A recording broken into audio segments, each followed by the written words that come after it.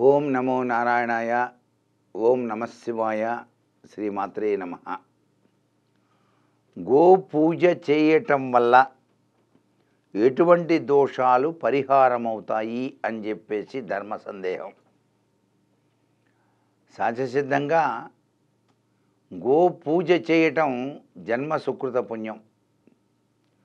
గోవులో సమస్త ముక్కోటి దేవతలు కూడా నివాసం ఉంటారు. గోవు యొక్క పృష్ఠభాగం వద్ద సాక్షాత్తు లక్ష్మీదేవి నివాసం ఉంటుంది. అందుకనే ఆ పృష్ఠభాగానికి అంత విలువ ఇస్తాం. ఆ పృష్ఠభాగం దగ్గర ఉన్న తోకకు పసుపు రాసి కుంకుమ బొట్లు పెట్టి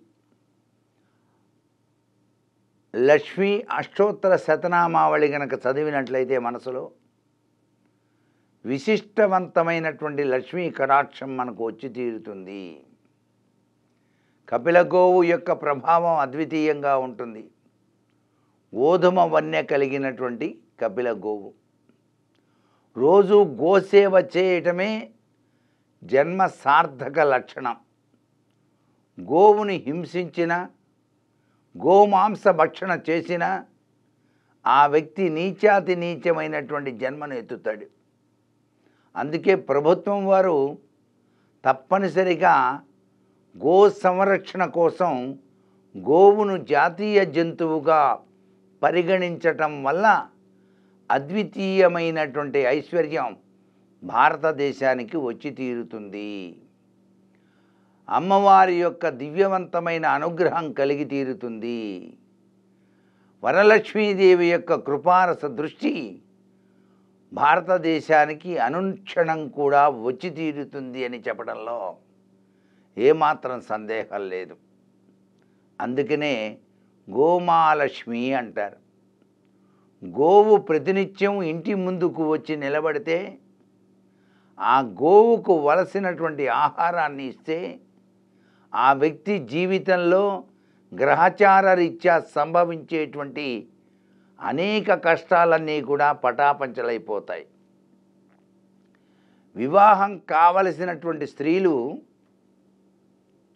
అంటే కన్యలు నవధాన్యాల్ని నానబెట్టి గురువారం రాత్రి, శుక్రవారం ఉదయం గోవు చుట్టూ ప్రదక్షిణం చేసి ఆ నవధాన్యాల్ని గనక గోవుకు ఆహారంగా తినిపిస్తే గౌరీదేవి యొక్క కరుణారస దృష్టి వల్ల వెనువెంటనే జన్మతః ఏ భర్త అయితే రాసిపెట్టాడో ఆ కన్యకు వాళ్ళు వచ్చి తీరతారండి. మనం ఎతకాల్సిన పని ఉండదు. ఇంత గొప్ప విశేషం ఉందండి ఆ నవధాన్యాలకు గోమాతకు తినిపించటం వల్ల.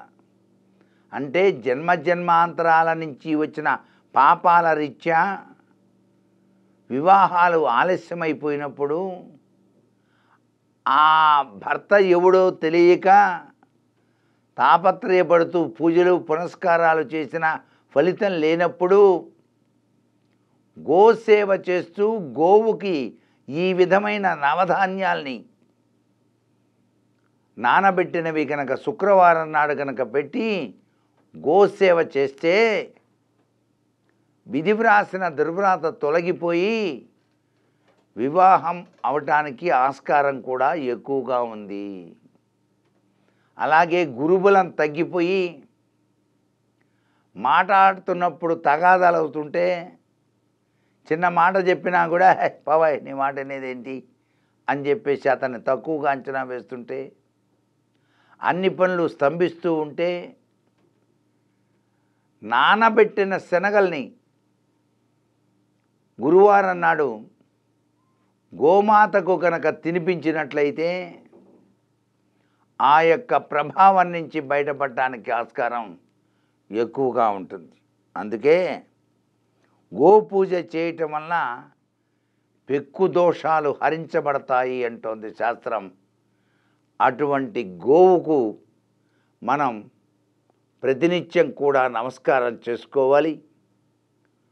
గోవును ఆరాధన చేయటం భారతీయ సనాతన సంస్కృతిలో ముఖ్యం. ఈ విధి విధానాన్ని పాటించి తరిద్దాం. సర్వే జనా సుఖినో భవంతు.